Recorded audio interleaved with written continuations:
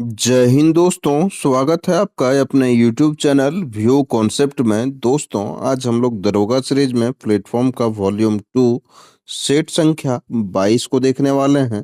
साथ ही दोस्तों, हमने एडुटेरिया का वॉल्यूम 2, एडुटेरिया का वॉल्यूम 3 और ज्ञान बिंदु जीएस एकेडमी का वॉल्यूम 1 के सारे सेट को करवा रखा है दोस्तों, जिसे आप प्लेलिस्ट में जाकर के देख सकते हैं। साथ ही हमने करंट अफेयर के जनवरी 2025 से नवंबर 2025 तक के सारे करंट अफेयर को करवा रखा है दोस्तों, जिसे आप प्लेलिस्ट में जाकर के देख सकते हैं। तो चलिए शुरू करते हैं आज का पहला प्रश्न। तो पहला प्रश्न हमारा गणित का है ना? तो हम लोग दूसरे प्रश्न पे चलते हैं। तो दूसरा प्रश्न है दोस्तों कि निम्नलिखित में से रासायनिक अभिक्रिया हो रहा है और इसमें ऑक्सीकारक कौन है, यानी कि ऑक्सीडाइजिंग एजेंट कौन है? तो हम लोग जानते हैं दोस्तों, ऑक्सीकारक वह होता है जो स्वयं को अपचयित होकर दूसरे को ऑक्सीडाइज करे, उसे ही हम लोग ऑक्सीकारक कहते हैं। यानी कि अपचयन होना यानी कि दोस्तों ऑक्सीजन का ह्रास होना। ठीक है, तो इसमें से हम लोग देखते हैं कि MnO2 है और जब 4HCl के साथ अभिक्रिया करता है तो MnCl2 बनता है, फिर 2H2 बनता है और Cl2 बनता है। ठीक है, तो इसमें हम लोग पहले तो देख रहे थे दोस्तों कि मैग्नीज के साथ O2 हमारा साथ में था, यानी कि MnO2 था। अब देख रहे हैं इसके बाद जब क्रिया होता है तो यहाँ ऑक्सीजन का ह्रास हो चुका होता है। यतः हमारा जो ऑक्सीकारक होता है जो है इसमें से ऑक्सीजन का ह्रास कर चुका वही अपचयित होगा और वही हमारा क्या कहलाएगा, ऑक्सीकारक कहलाएगा। यह एक दूसरे से विपरीत होता है दोस्तों, है ना?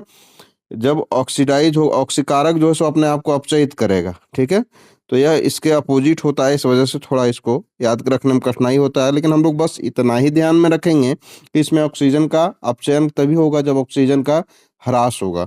अतः हमारा ऑक्सीजन का ह्रास MnO2 कर रहा है। ऑप्शन नंबर ए इसका सही उत्तर है। अगला प्रश्न है कि पौधे में लचीलापन प्रदान करने के लिए उत्तक का नाम क्या है जो पौधे के भागों को बिना टूटे आसानी से मोड़ने देता है? तो इसका सही उत्तर है दोस्तों कॉलेनकाइमा, है ना? यह लचीलापन प्रदान करता है पौधे को। अगला है कि मानव मस्तिष्क में सोचने, सीखने और याद रखने जैसी क्रियाओं का नियंत्रण केंद्र कौन सा है? तो इसका सही उत्तर है प्रमस्तिष्क, जिसे हम लोग कहते हैं सेरिब्रम। Option number C. अगला प्रश्न है कि 50 केजी द्रव्यमान का एक वस्तु है जो कि 10 मीटर प्रति सेकंड वेग की गति कर रही है। वस्तु का संवेग क्या होगा? तो हम लोग संवेग का फॉर्मूला यानी कि P बराबर जानते हैं दोस्तों कि M/V होता है। तो मास हमारा कितना है? तो 50 केजी है। ठीक है, और V हमारा कितना है? तो 10 मीटर पर सेकेंड। ठीक है, तो इसको जब हम लोग मल्टीप्लाई करेंगे तो हमारा कितना हो जाएगा? 500 केजी मीटर पर सेकेंड, है ना? अतः हमारा ऑप्शन नंबर बी इसका सही उत्तर हो जाएगा, ऑप्शन नंबर बी। ठीक है, अगला प्रश्न है कि 10 अप्रैल 2025 को तीसरी जो बिम्स्टेक कृषि मंत्री स्तरीय बैठक कहाँ आयोजित की गई थी? तो इसका सही उत्तर है दोस्तों नेपाल में। अगला प्रश्न है अंतर्राष्ट्रीय बुकर पुरस्कार 2025 के लिए, ठीक है, लेखिका बानू मुस्ताक को उनकी लघु कहानी जो हार्ट लैम्प है दोस्तों, उसके लिए उन्हें जो है सो दिया गया है अंतर्राष्ट्रीय बुकर पुरस्कार। ठीक है, तो हार्ट लैम्प को शॉर्टलिस्ट किया गया है। इनकी पुस्तक किस भाषा में है? तो इनकी पुस्तक कन्नड़ भाषा में है। भारत का पहला यूनिकॉर्न 2025 कौन बना है? तो इसका सही उत्तर है दोस्तों जसपे, ऑप्शन नंबर सी। अगला प्रश्न है कि select the correct indirect form of the given sentences, है ना? इनडायरेक्ट फॉर्म इसका लिखना है। तो इसमें से दिया हुआ हमारा Poonam I will wait for you in in front of the school gate Vidushi said, है ना? तो इसका सही उत्तर होगा दोस्तों Vidushi told Poonam that she would wait for her in front of the school gate, option number C. अगला प्रश्न है कि describe how you will tell your teacher that the windmill is being built by master Yadav in active voice. ठीक है, तो इसको हम लोग एक्टिव वॉइस में बदलते हैं। तो master Yadav is building the windmill, इसका सही उत्तर होगा कोलेरू झील किस राज्य में अवस्थित है? तो इसका सही उत्तर है दोस्तों आंध्र प्रदेश में, है ना? आंध्र प्रदेश में यह दोनों जो है सो राज्य में फैला हुआ है दोस्तों, लेकिन आंध्र प्रदेश में जो कोलोरिब झील का हिस्सा ज़्यादा पड़ता है। इस वजह से ऑप्शन में आंध्र प्रदेश हमारा ही है। जब आंध्र प्रदेश ऑप्शन नहीं होगा दोस्तों, तब हम लोग तमिलनाडु को भी हम लोग टिक करेंगे और वह भी ऑप्शन हमारा तब सही होगा। अतः हमारा ज़्यादा हिस्सा आंध्र प्रदेश में होने की वजह से ऑप्शन नंबर सी इसका सही उत्तर होगा। अगला प्रश्न है, प्रश्न संख्या 12 पे चलते हैं हम लोग। सभी तथ्यों को समझ करके पढ़ेंगे दोस्तों, ताकि हमारे दिमाग में फिट हो जाए, है ना? अगला प्रश्न है, प्रश्न संख्या 12 कि भारत में उष्णकटिबंधीय सदाबहार वनस्पति यानी कि ट्रॉपिकल एवरग्रीन वेजिटेशन की उपस्थिति कहाँ पर है? तो इसका सही उत्तर है दोस्तों पश्चिमी घाट के क्षेत्र में, उत्तर पूर्वी पहाड़ी क्षेत्र में भी है उष्णकटिबंधीय सदाबहार वनस्पति, अंडमान निकोबार द्वीप समूह में भी है। अतः हमारा उपयुक्त सभी जगह पे है। ऑप्शन नंबर डी इसका सही उत्तर है। निम्नांकित में से कौन स्थलाकृति पवन निर्मित स्थलाकृति है? तो इसका सही उत्तर है दोस्तों मशरूम रॉक भी है, स्थलाकृति पवन निर्मित, जूगेन भी है और इसेलबर्ग भी है। तो हमारा उपयुक्त में से सभी जो है सो इसका सही उत्तर होगा।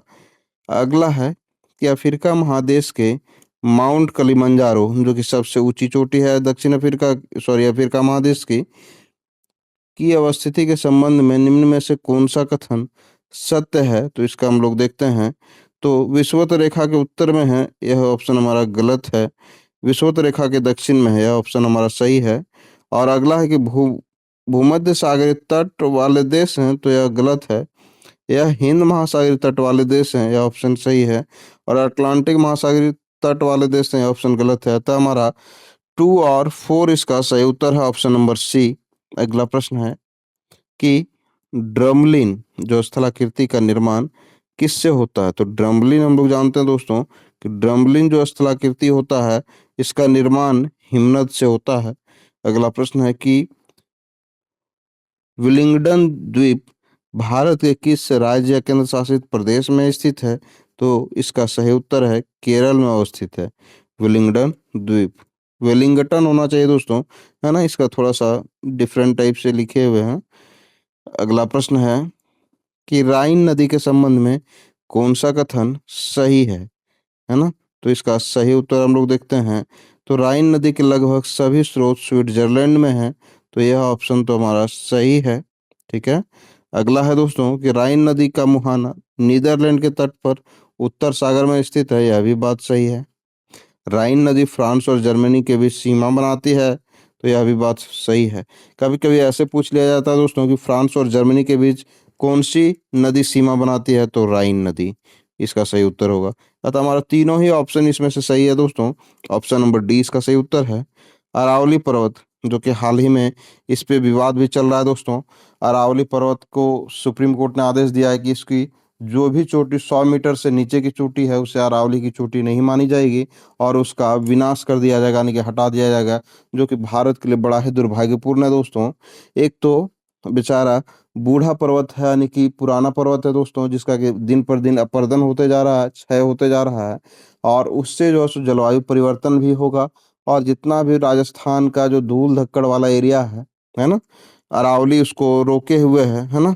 जैसे देखेंगे दोस्तों हम लोग थोड़ा अरावली के विषय में, तो ऐसे-ऐसे हमारा अरावली है, इधर जो है सो राजस्थान है, मान लीजिए ये राजस्थान है, ठीक है? बीच में अरावली का पर्वत है जो कि दिल्ली तक फैला हुआ है, ठीक है? जो रायसीना हिल है दिल्ली का दोस्तों, यही अरावली पर्वत पर ही जो है सो स्थित है, ठीक है? और इसमें से देखेंगे दोस्तों तो ये हमारा थार मरुस्थल है इधर, ठीक है? और थार मरुस्थल जो कि अरावली है और इधर जो है सो सूखा टाइप से है दोस्तों, और इधर जो है हमारा हरा-भरा टाइप से है, पेड़-पौधा वगैरह लगा हुआ है। और मौसम भी अच्छा है ना? और इधर जो है सो अरावली इसको धूल धक्कड़ को राजस्थान वाला जो धूल धक्कड़ है रेगिस्तान का रोके हुए है। जब अरावली को खत्म कर दिया जाएगा दोस्तों, तो यह धूल धक्कड़ सीधे जो है सो पर्यावरण को जो अच्छा जगह था हमारा उसको भी कवर करेगा और बर्बाद करेगा, है ना? यह हमारे लिए बड़ा ही दुर्भाग्यपूर्ण विषय है। देखिए अब क्या होता है इस पे। अगला प्रश्न है कि अरावली पर्वत से निकलने वाली नदी निम्न में से कौन सी है? तो इसका सही उत्तर है दोस्तों लूनी नदी भी अरावली पर्वत से निकलती है, जवाई नदी भी और सुकरी नदी भी। अतः ऑप्शन नंबर डी इसका सही उत्तर है। आर्कटिक वृत्त किस अक्षांश रेखा को कहा जाता है? तो वह है 66.5 डिग्री। उत्तरी अक्षांश को कहा जाता है आर्कटिक वृत्त। सूर्य से पृथ्वी की औसत दूरी लगभग कितनी है? तो यह है 15 crore kilometre. Option number A. अगला प्रश्न है कि जिप्सम को किस तापमान पर जो है गर्म करने पर वह प्लास्टर ऑफ पेरिस में बदल जाता है? तो इसका सही उत्तर है दोस्तों 100 डिग्री सेल्सियस पे, यानी कि 373 केल्विन पे हम लोग गर्म करेंगे तो जिप्सम हमारा चेंज होकर के प्लास्टर ऑफ पेरिस में बदल जाएगा। निम्नलिखित में से कौन सा गैर नवीकरणीय यानी कि नॉन रिन्यूएबल एनर्जी जो कि ऊर्जा स्रोत का उदाहरण है? तो इसका सही उत्तर है दोस्तों कोयला। अगला प्रश्न है कि एथनॉल, एथेनॉल जिसे हम लोग कहते हैं क्या, C2H5OH, जब सांद्र सल्फ्यूरिक एसिड की उपस्थिति में 443 केल्विन पर गर्म किया जाता है तो कौन सा उत्पाद बनता है? तो एथीन बनता है। Option number B. अगला प्रश्न है दोस्तों प्रश्न संख्या 24 पे चलेंगे हम लोग। तो प्रश्न संख्या 24 इस प्रकार से है कि पराग कणों पॉलीग्रेन्स है ना का वर्तिकाग्र पर स्थानांतरण क्या कहलाता है? तो इसका सही उत्तर है परागण कहलाता है, पॉलिनेशन। Option number B. पानी का अपवर्तनांक जो कि 1.33 है, पानी में प्रकाश की चाल क्या होगी? तो निर्वात में प्रकाश की चाल 3 × 10⁸ मीटर पर सेकेंड है। अतः हमारा ऑप्शन नंबर बी इसका सही उत्तर है 2.25 × 10⁸ मीटर पर सेकेंड। अगला प्रश्न है कि IOCL है ना, IOCL ने किस राज्य में एक विश्व स्तरीय पेट्रोकेमिकल कॉम्प्लेक्स की स्थापना करने की घोषणा की है? तो इसका सही उत्तर है उड़ीसा में।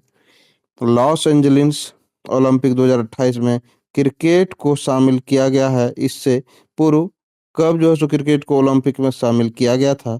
तो इसका सही उत्तर है 1900 ईस्वी में। और पेसेक्स जो युद्ध अभ्यास है दोस्तों, युद्ध अभ्यास से भी संबंधित प्रश्न हमने करवाए हुए हैं करंट अफेयर के, जो कि आप हमारे फ़ोल्डर में जाएँगे, प्लेलिस्ट में जाएँगे दोस्तों, तो उसमें एक बना हुआ है करंट अफेयर के महत्वपूर्ण टॉपिक, उसमें से आप देखेंगे तो वहाँ पे अभ्यास हमने जो भी युद्ध अभ्यास हुए हैं, उसे करवा रखा है हमने, आप देख सकते हैं। तो पेसेक्स अभ्यास कहाँ आयोजित किया गया है? तो इसका सही उत्तर है दोस्तों अदन की खाड़ी में। Option number B. अगला प्रश्न है कि इसमें इनमें से री क्या है ना? री क्या है? तो इसका सही उत्तर है स्वर है री। इनमें से कौन सा शब्द स्त्रीलिंग है? तो इसका सही उत्तर है दोस्तों अजवाइन जो है स्त्रीलिंग है। गदर साप्ताहिक पत्रिका का प्रथम अंक किस भाषा में प्रकाशित हुआ था? तो वह भाषा है उर्दू में। अगला प्रश्न है कि इनमें से कौन सी घटना कदम कदम मुस्लिम लीग से संबंधित है? तो हम लोगों को लगता है दोस्तों कि मुक्ति दिवस तो मुस्लिम लीग से संबंधित है, ये है ना? और साथ ही हमारा जो है सो 14 सूत्री मांग भी मुस्लिम लीग से इससे संबंधित है दोस्तों, मुस्लिम लीग से। तो ये हमारा दोनों ही ऑप्शन से संबंधित है। ऑप्शन नंबर सी। ऋग्वैदिक समाज में जो निष्क क्या था? तो वह जो है सो आभूषण को हम लोग निष्क कहते थे ऋग्वैदिक समाज में, है ना? मौर्य शासन में विविताध्यक्ष नामक पद किस विषय से संबंधित था? तो इसका सही उत्तर है चारागाह से। अगला प्रश्न है कि ऋग्वेद में गंगा शब्द अर्थात गंगा नदी का उल्लेख कितने बार हुआ है ना? तो गंगा नदी का उल्लेख हम लोग देखने का प्रयास करते हैं तो एक बार हुआ है। अगला प्रश्न है गुप्तकालीन पुस्तक नवीनतम नवीन नवनीतकम जो है किस विषय पर है? तो इसका सही उत्तर है औषधि पर है। अकबरनामा निम्न में से किसकी रचना है? तो इसका सही उत्तर है दोस्तों अबुल फजल की रचना है अकबरनामा। Option number A. अगला प्रश्न है प्रश्न संख्या 38। ठीक है, इसमें से दिया हुआ है कि निम्न में से किस युद्ध में शेरशाह ने हुमायूं को अंतिम रूप से पराजित किया था? तो इसका सही उत्तर है कन्नौज का युद्ध 1540 में। यूरोप के प्रमुख जो शक्तियों द्वारा 19वीं सदी के पूर्वार्ध है ना, में किस वर्ष यूनान यानी कि ग्रीक की स्वतंत्रता की आधिकारिक मान्यता प्रदान की गई थी? तो इसका सही उत्तर है दोस्तों 1830 ईस्वी। शेरशाह द्वारा स्थापित सूर्यवंश का शासन किस वर्ष तक चला था? तो इसका सही उत्तर है 1555 ईस्वी तक चला था। अगला प्रश्न है, अभिकथन दिया हुआ है और इसके कारण देखते हैं, है ना। अभिकथन हमारा है कि साबुन जो है कठोर जल में प्रभावी रूप से काम नहीं करते हैं। यह बात तो सही है। और कठोर जल में मौजूद कैल्शियम एवं मैग्नीशियम के आयन साबुन के साथ या घुलनशील बनाते हैं, यह भी बात हमारा सही है। और कारण जो है अभिकथन का सही व्याख्या कर रहा है। अतः हम लोग ऑप्शन को देखने का प्रयास करते हैं। तो इसमें से ऑप्शन नंबर ए इसका सही उत्तर जा रहा है कि ए और आर दोनों सत्य है, और आर जो कारण है वो अभिकथन का सही व्याख्या कर रहा है। अगला प्रश्न है कि एक जीव में जो मृत और सड़ने वाले पदार्थों से अपना पोषण प्राप्त करता है उसे क्या कहा जाता है? तो इसका सही उत्तर है दोस्तों मृत जीवी कहा जाता है, ऑप्शन नंबर सी। अगला प्रश्न है कि एक 2 केजी की गेंद को 20 मीटर की ऊंचाई से गिराया जाता है। जमीन पर टकराने से ठीक पहले उसकी गतिज ऊर्जा क्या होगी यदि जी का मान 9.8 मीटर पर सेकंड स्क्वायर है? तो इसका सही उत्तर है दोस्तों 392 जूल। अगला प्रश्न है कि आधुनिक आवर्त सारणी में बाएं से दाएं जाने पर जो धात्विक गुण है हमारा मेटॉलिक कैरेक्टर जो है पर क्या प्रभाव पड़ता है? तो इसका सही उत्तर है दोस्तों घटता है। धात्विक गुण बाएं से दाएं जाने पर घटता है, ठीक है। मानव वृक्क यानी किडनी में निस्यंदन की मूल इकाई क्या है? ठीक है, किडनी का पूछा जा रहा है ना, तो इसमें नेफ्रॉन इसका सही उत्तर होगा। अगला प्रश्न है, और हम लोग को मस्तिष्क का जब पूछा जाएगा दोस्तों तो मस्तिष्क के संबंध में उसका मूल इकाई क्या होगा? न्यूरॉन होगा, ठीक है। अगला प्रश्न है कि डीआरडीओ ने किस देश की कंपनी के साथ मिलकर मध्यम दूरी की सतह से हवा में मार करने वाली मिसाइल एमआर सैम विकसित की है? तो इसका सही उत्तर है दोस्तों इजराइल के साथ जो है सो मिलकर विकसित किया है। वक़्फ़ संशोधन विधेयक 2025 की स्थिति से संपूर्ण देश में लागू की गई है? तो इसका सही उत्तर है दोस्तों 5 अप्रैल 2025 से।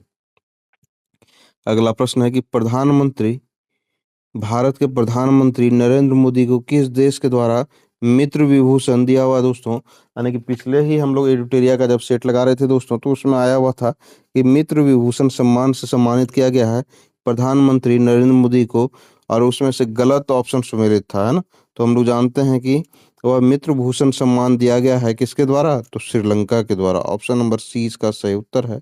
अगला प्रश्न है गणित का है जिसे आप खुद हल करेंगे। अगला है दोस्तों भारत सरकार द्वारा जो स्टैंड अप इंडिया योजना है किस वर्ष लाई गई है? तो इसका सही उत्तर होगा दोस्तों 1952 में लाया गया है, सॉरी सॉरी 2016 में लाया गया है दोस्तों, ऑप्शन नंबर सी। राष्ट्रीय विकास परिषद एनडीसी की स्थापना किस वर्ष की गई थी?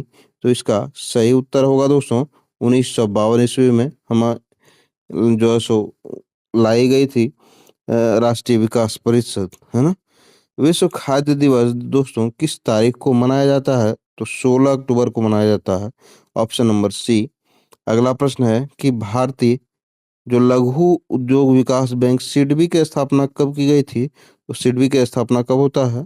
1990 ईस्वी में। अगला प्रश्न है कि बाबा कल्याणी समिति का संबंध जो है किस क्षेत्र से है? तो इसका सही उत्तर है दोस्तों विशेष आर्थिक क्षेत्र स्पेशल इकोनॉमिक जोन से है। अगला प्रश्न है एपीडा, है ना, किस मंत्रालय के अधीन एक निकाय है? तो इसका सही उत्तर है वाणिज्य एवं उद्योग मंत्रालय के अधीन एक इकाई है, नाम है एपीडा।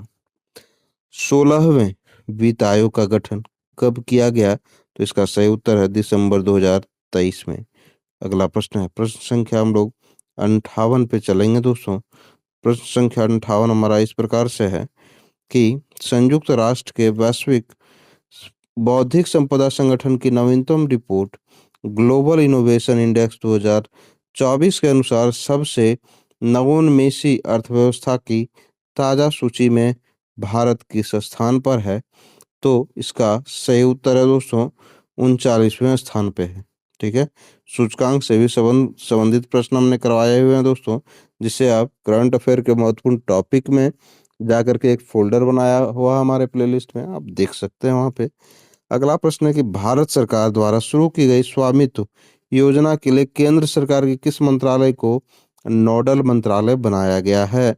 तो इसका सही उत्तर है दोस्तों, पंचायती राज मंत्रालय को नोडल मंत्रालय बनाया गया है। अगला प्रश्न है दोस्तों, प्रश्न संख्या 60।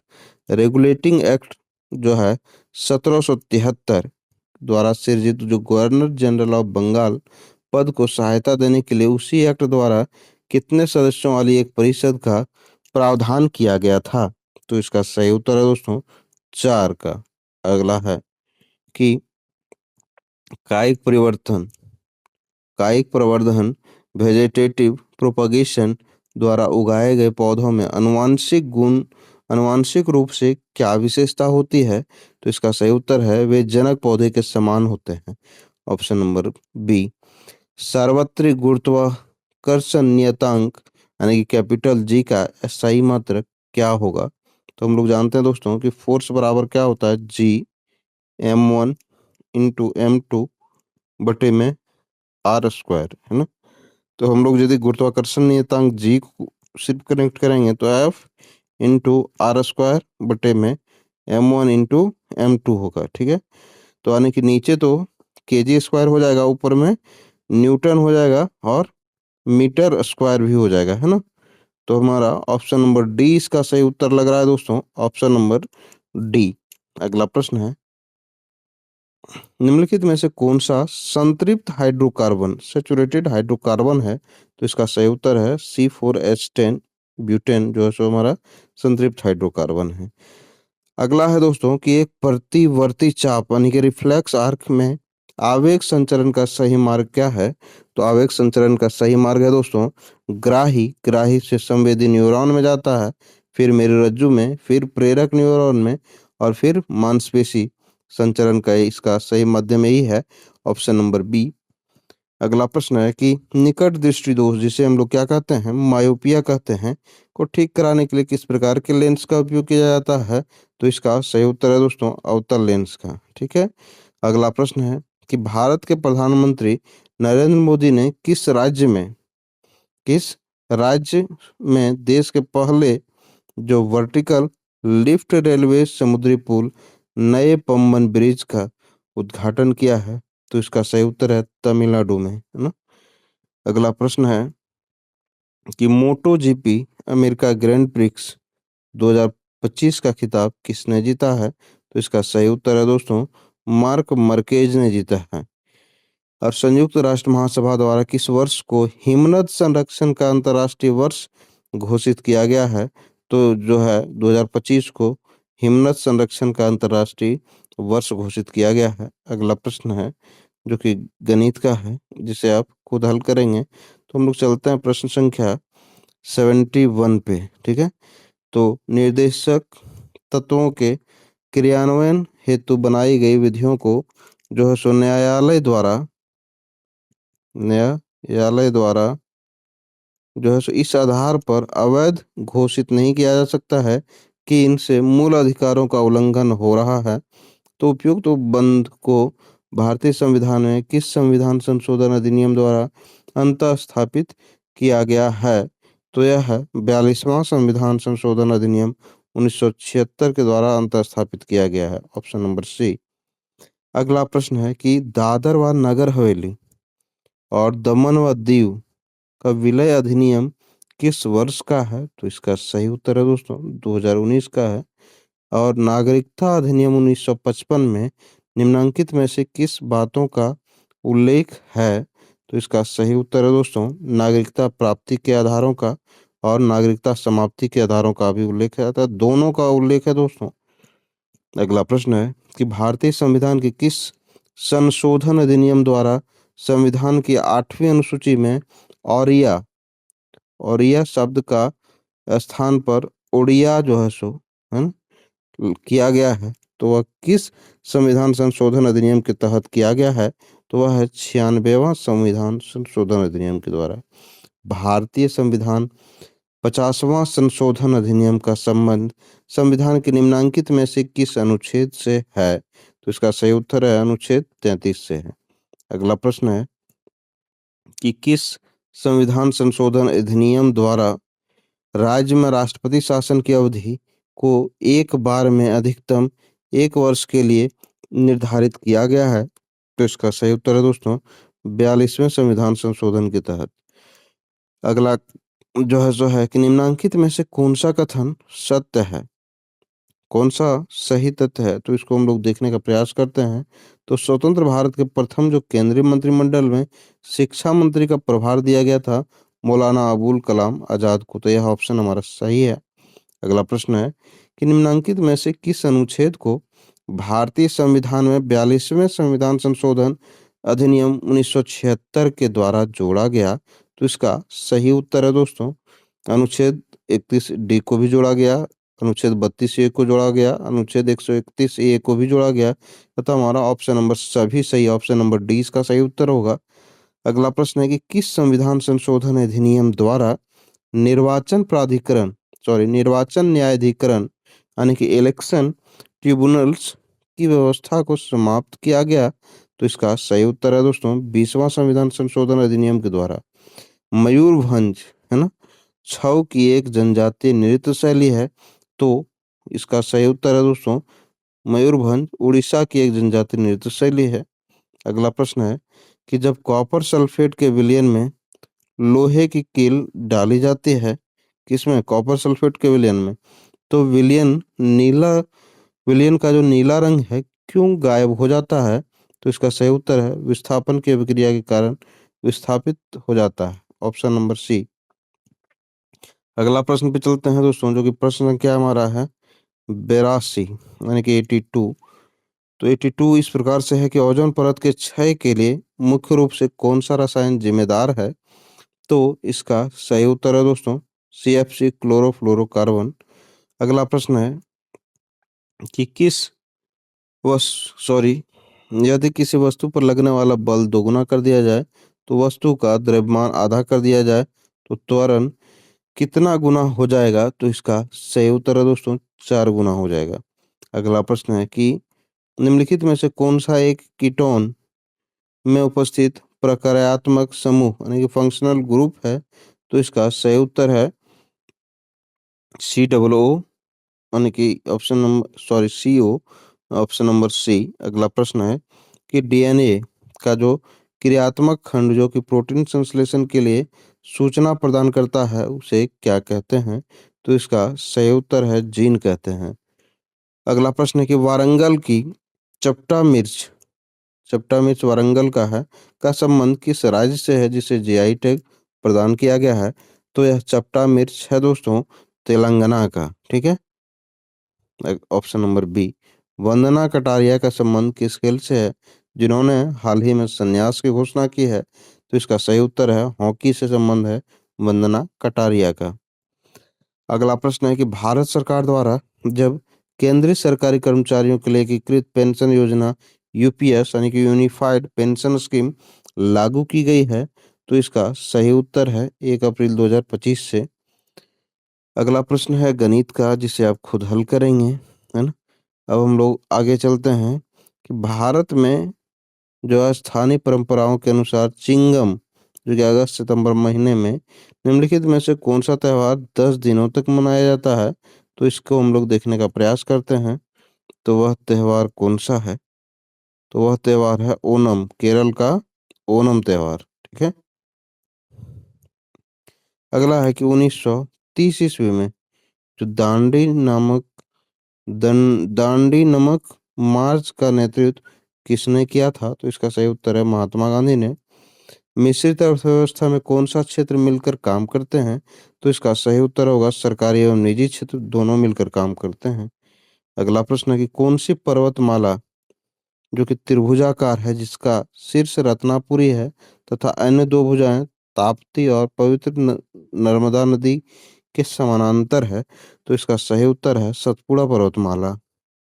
अगला प्रश्न है कि मौर्य राजधानी पाटलिपुत्र की यात्रा करने वाले यूनानी दूत निम्नलिखित निम्नलिखित में कौन था? तो इसका सही उत्तर है, इसका वृत्तांत मौर्य काल का एक प्रमुख स्रोत है। तो इसका सही उत्तर है दोस्तों मेगास्थनीज। प्रसिद्ध तबला वादक जो कि जाकिर हुसैन निम्नलिखित में से किस संगीत घराने से संबंधित थे? तो इसका सही उत्तर है पंजाब घराना।